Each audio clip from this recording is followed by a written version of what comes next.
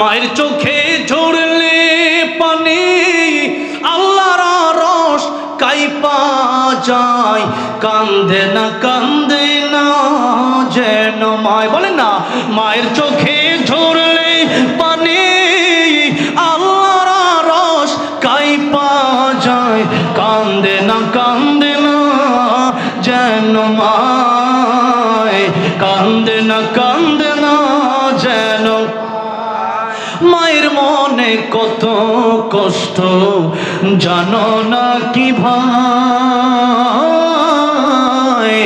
এই জগতে মায়ের মতন আপন কেহ নাই। ঠিক কিনা বলে?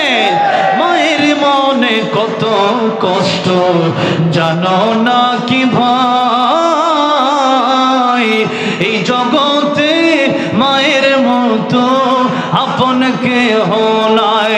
সেই মায়ের কষ্ট কেহ, সেই মায়ের কষ্ট কেহ দিও নাই দুনিয়ায়, কান্দে না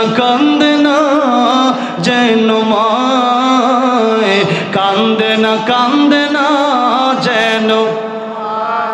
মায়ের চোখে ঝরলে পানি আল্লাহর আরশ কাইপা যায়, কান্দে না যেন মায়, কান্দে না যেন। আমার বাবা যেন সেই জন্য মার বাবার সাথে যদি বেয়াদবি করে থাকেন, মার বাবার কাছে মাপ নিতে হবে।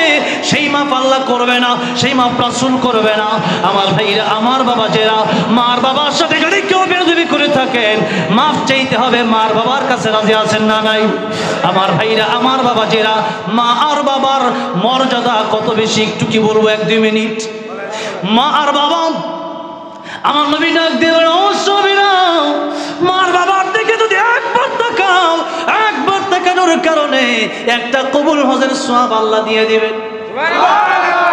আচ্ছা এবার বলেন তো, হজ করা কি সহজ না কঠিন? টাকা পয়সা দরকার আছে, 8-10 লাখ টাকা লাগে। এরপরে যাইতে হয়, পাসপোর্ট করতে হয়, ভিসা করতে হয়, লং জার্নি কইরা বিমান দিয়ে যাইতে হয়। এরপরে দেখা গেছে তোয়াফ করতে হয়, সাই করতে হয়, মিনা যেতে হয়, মুজদালিফায় যেতে হয়, আরাফায় যেতে হয়, কুরবানি করতে হয়, অনেক কাজ। এরপরেও হজটা কবুল হয়েছে কিনা তার জানা। আর আমার নবী কয়, মায়ের দিকে একবার তাকাও, কবুল হজের সওয়াব। বাপের দিকে একবার তাকাও, কবুল হজের সওয়াব।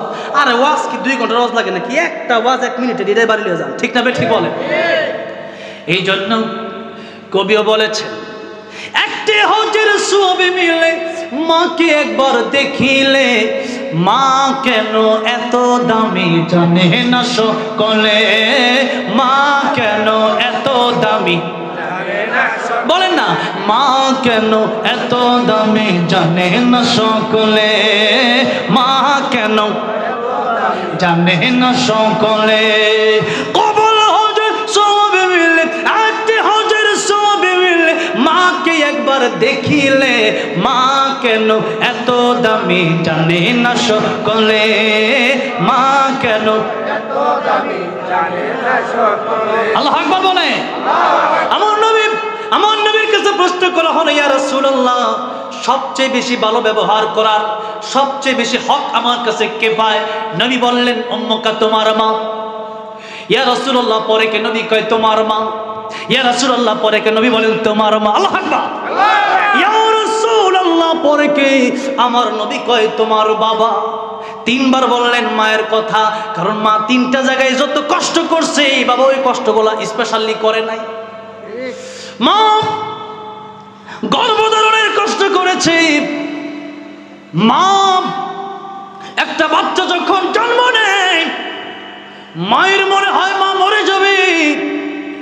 এরপরেও মা যখন মা ডাকটা শুনে, মায়ের কলিজা ঠান্ডা হয়ে যায়। এই জায়গায় কষ্ট। 2 বছর দুধ পান করানোর কষ্ট, এটাও বাবা সহ্য করে নাই, মা করছে। যেটা মা 3 বার, এরপরে হইল বাবা।